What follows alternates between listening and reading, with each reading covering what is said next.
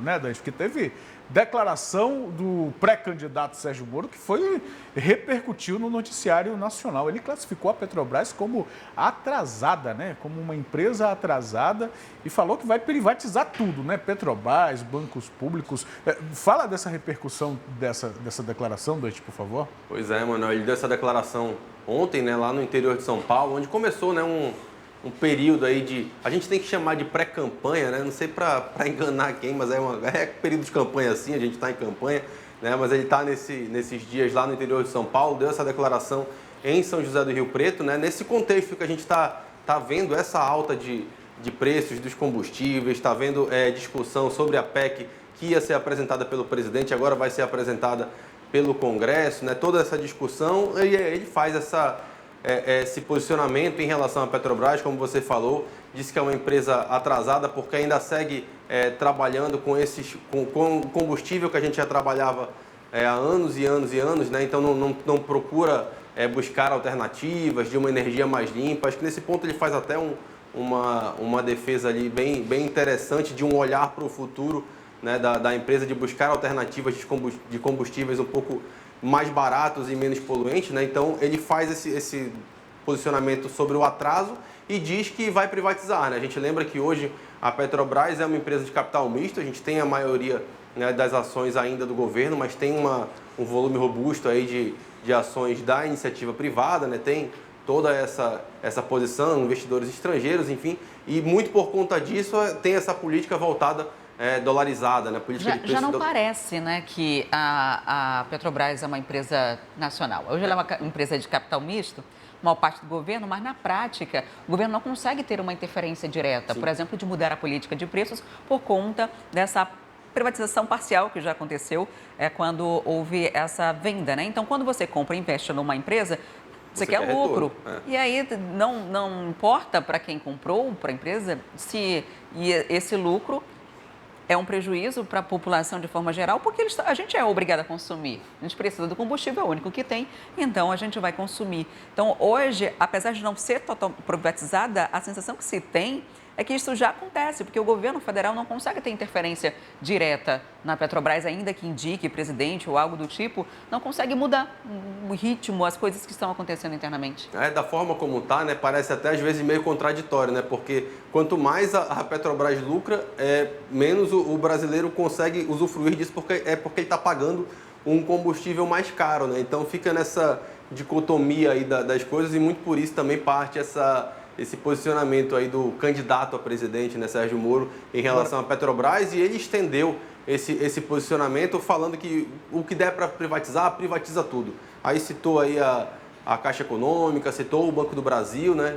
citou exemplos, por exemplo, de bancos digitais que são hoje uma alternativa muito importante, né, mas acho que nesse ponto talvez tenham necessidade de um olhar um pouco maior aí para a realidade, porque muita gente tem a dificuldade ainda, né, de conseguir ter essa prática, né, com os bancos digitais hoje, né, no Brasil. A gente vê aí, por exemplo, filas e filas quando a gente tem um auxílio emergencial liberado, o próprio pagamento de Bolsa Família, porque ainda tem muita gente no Brasil que ou não tem acesso, né, a essa facilidade no celular de trabalhar com os bancos digitais, com os aplicativos o mesmo dos bancos físicos, né, e outros que preferem ainda aquela coisa de ir ao banco, né? Então, nesse ponto, acho que talvez precise um pouco mais de equilíbrio, mas ele adota esse discurso aí de buscar a privatização, que era um discurso, né, que veio também no início da campanha ainda do então candidato Jair Bolsonaro, mas que na prática a gente não conseguiu, né, ver isso acontecer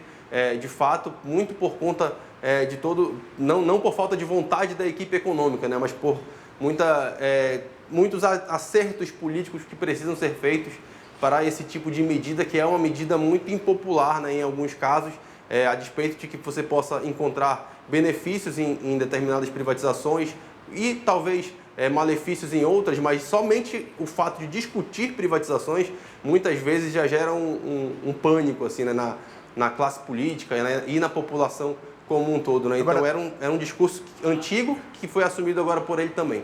Dante, agora no contexto político, isso pode ser tido como uma certa precipitação, porque no momento que ele apresenta, faz um comentário desse, ele já se posiciona politicamente, economicamente, já deixa muito claro qual vai ser a política econômica que ele assumiria ou que vai defender ao longo da campanha política, ou seja, já se posiciona, né, alinhado à direita e totalmente contra a esquerda em termos de política econômica, por exemplo, né?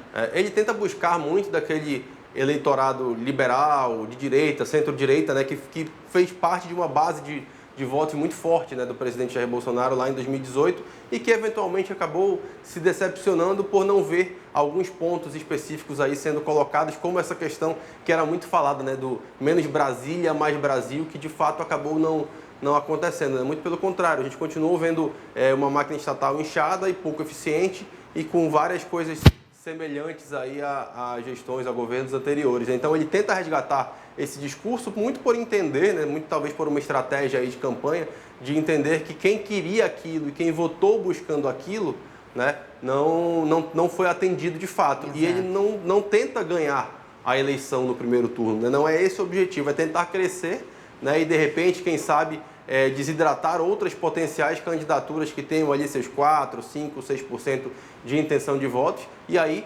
agregar, né, a uma tentativa ali que todo mundo que está se colocando como terceira via quer que os outros, né, deixem de tentar essa vaga, né? Então, quem conseguir largar na frente dessa corrida pode acabar conquistando apoios aí, né, para ao longo dessa campanha e aí sim ganhar força, ganhar tempo de TV, ganhar recursos partidários, né, para isso. Visibilidade, né? E Dante, eu concordo exatamente com o que você disse, a intenção é atingir esse eleitorado que ficou decepcionado. Sim. Tanto que essa declaração foi dada num dia de reunião com um grupo empresarial que, em 2018, estava apoiando o presidente da República, Jair Bolsonaro. E sobre o modelo de privatização, eu particularmente, o modelo teórico da privatização, acho que ele poderia ser muito vantajoso para o Brasil. Sim. O problema é como a privatização acontece no Brasil.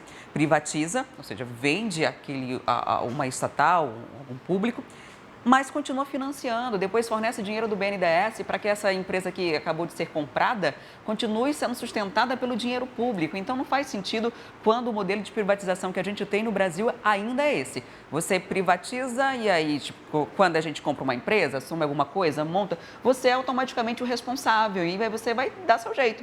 Mas quando é uma privatização do órgão estatal brasileiro, o Brasil vende, mas ele continua ali, gastando, alimentando, continua fornecendo, financiando, financiamentos de anos e anos e anos e anos, e aí que acaba perdendo o efeito. E muitas vezes a gente não consegue encontrar o serviço de qualidade, né, que deveria acompanhar, né, essa situação. Né? A gente tem casos aqui, por mais que possa dizer, aqui é concessão, aqui não é privatização, mas acaba, na prática, para quem está usando do serviço, acaba sendo bem parecido, né?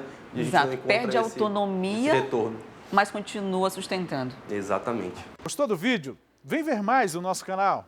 Não esqueça de se inscrever e ativar as notificações.